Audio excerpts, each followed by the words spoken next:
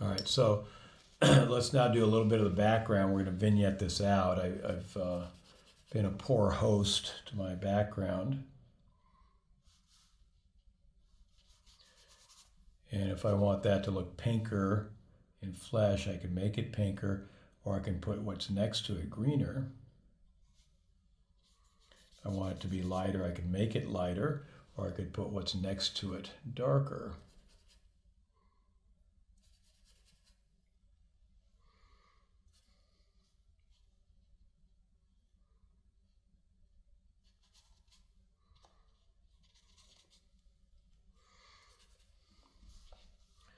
I'm using the same blue that I used in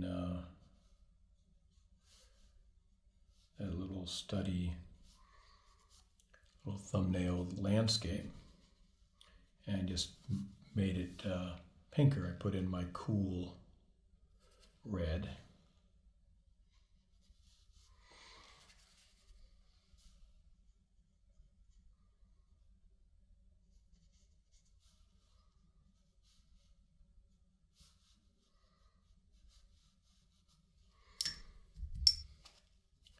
I'm going to take most of that off my brush.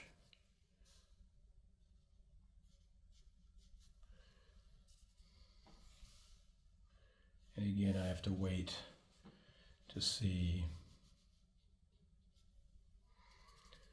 if it's the right value or not.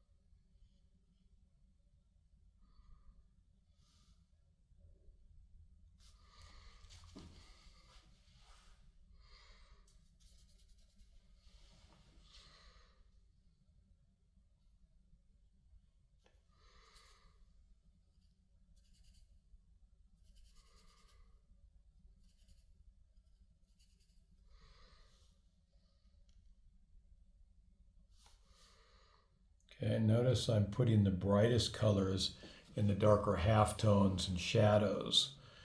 And that's so that she glows in warmth to that cool background. See how that really kind of charges things up? That's a idea I stole from Boucher, the Rococo painter. He would have these little cherub type women, and the arm would be pressed against the breast and the armpit side of the rib cage, and where the pink flesh of the arm came against and pinched in against the pink flesh of the armpit, you get this little bright fire engine red line. So that's what I'm doing there. So notice that this color, especially in here, it actually gets a little dirty cool here, but it's very pale and not all that attractive. It's a nice color, but I mean, it's not saying glowing cherub-like flesh of a little girl. So then as I go down into the darker halftones, we did that little bit that you watched, and it gets oranger and oranger and oranger. And then as I go into the darkest edges of the form, which is where the darkest moments are in this reference, I go even deeper golden orange and then bright red. And then we're getting, I like to, what I call anchor the form, put a deep shadow in an area to show how dark it could be. Now that's not black dark, it could get much darker. Caravaggio would make that quite a bit darker, make it pretty much black. But it gives us a pop of value that helps us feel the how delicate the values really are there. Okay. So you can see how much fun this is. I'm having a ball, actually. And there's not much pressure. If I screwed it up, then I just tell my gallery or my patrons or my mother that, oh, it was just a sketch. I'll finish it later. You've got an out. You got an excuse. So you don't feel, and you don't have, $100 materials. You can set up a canvas and spend $1,000 on a big canvas if you depend on the canvas. It can be scary. You can spend, $20 on a piece of paper that you can draw on. And if you screw it up, every time you goof it up, that's $20 down the drain. That's actually does create pressure. So I'm just doing a little bit of variations of that pink, so it feels like it's a bit of a wrinkly surface, as we have in the reference. And maybe I'll lighten this.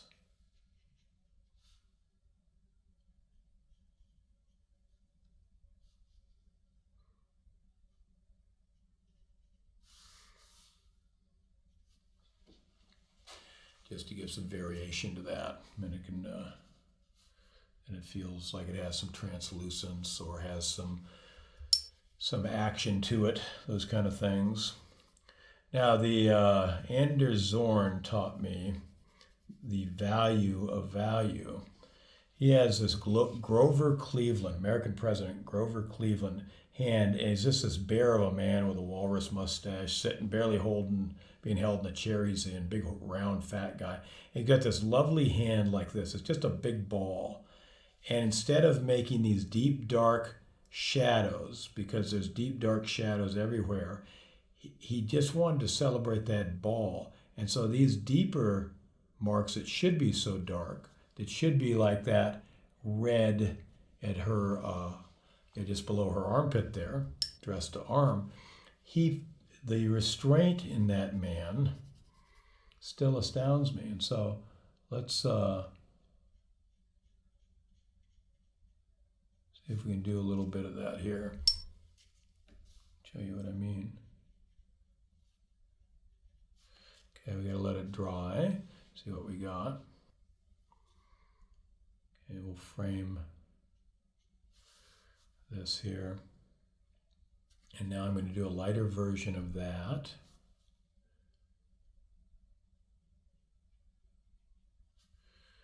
Okay, let it dry.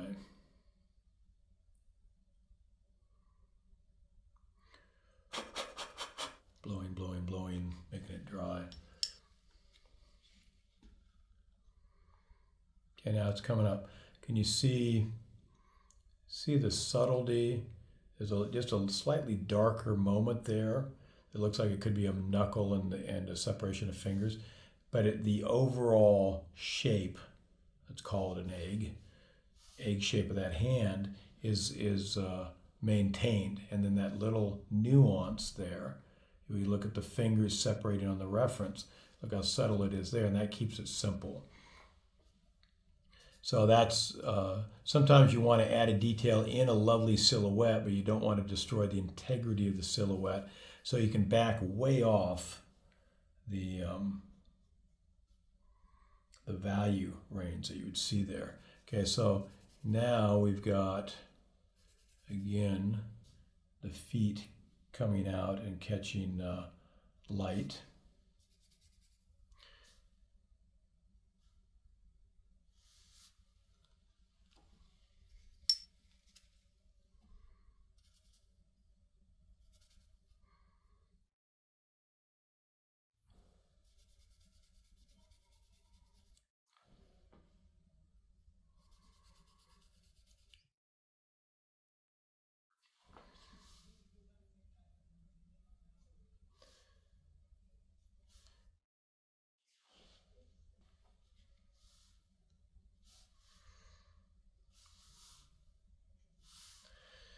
All right, so the feet here,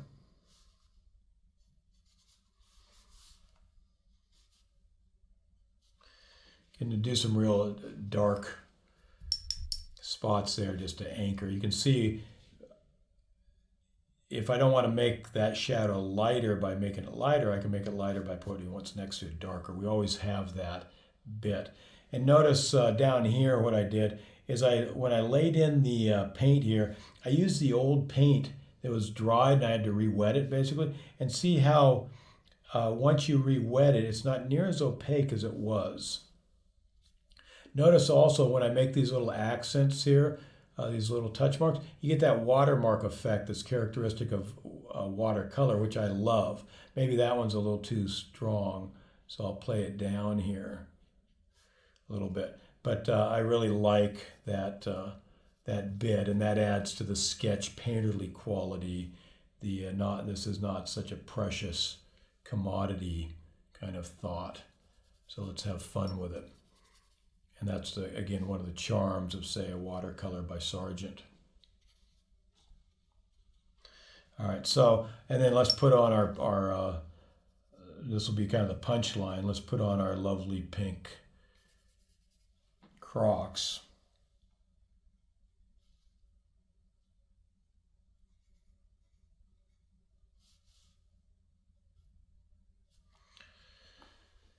And let's give it a dark shadow. So I'll do a dirty dark red.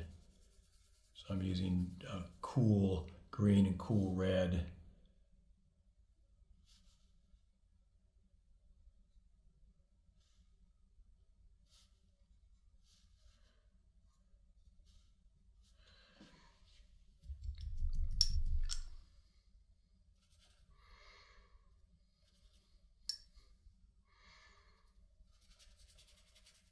I want to dirty up that green a little bit, so I'm just using whatever dirty bit is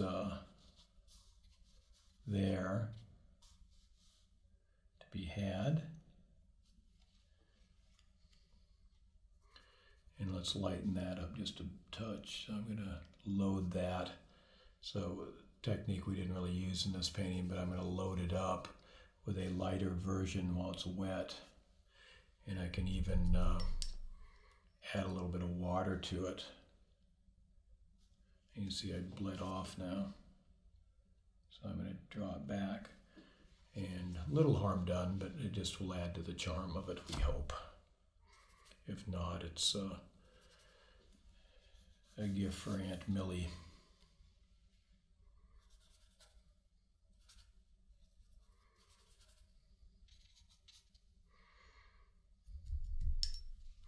Oh, and then let's work on that hat just a little bit more. I wanted to bring in some of the straw color so it's not quite so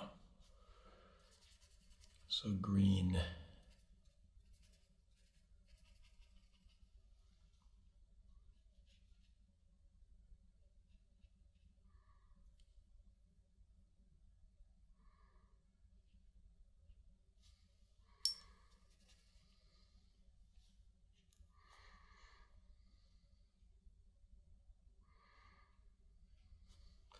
Okay, we're going to let that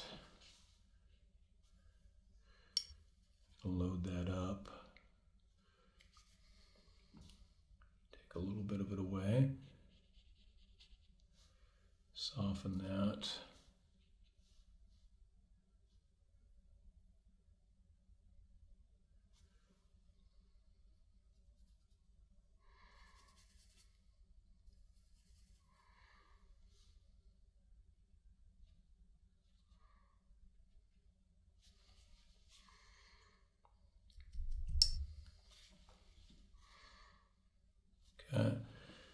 And some of these things can take a long time to dry, so I'm not sure what our editors will do, but they might well come in and speed up the drying time. So just keep in mind, you might need to wait for 2 or 3 minutes to watch, let the paint dry.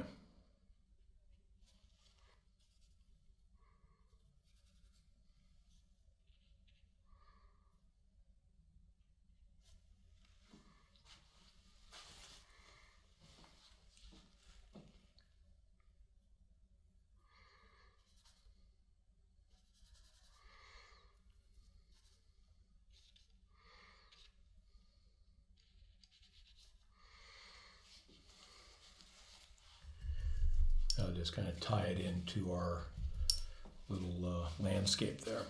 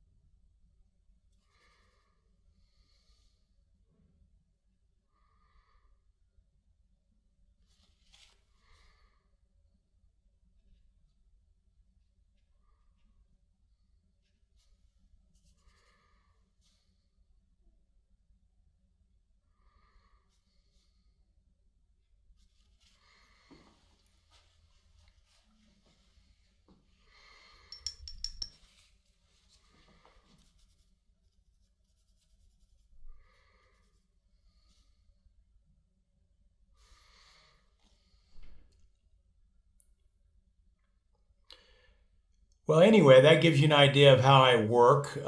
We'll do some more finished renderings, as I said before. Those are a lot of fun too, to really kind of noodle things out. But this gives you a sense of how I begin the process or work loosely with the process, how you get that paint down. It's always fun to see how other people do the things that you're working on. And like I said, I have a particular soft spot for these mediums here. So anyway, I hope you enjoyed it, and more importantly, I hope you learned something from it. And let us know how the lesson does for you, and hopefully watch the improvement as you go from adventure to adventure. We'll see you next time.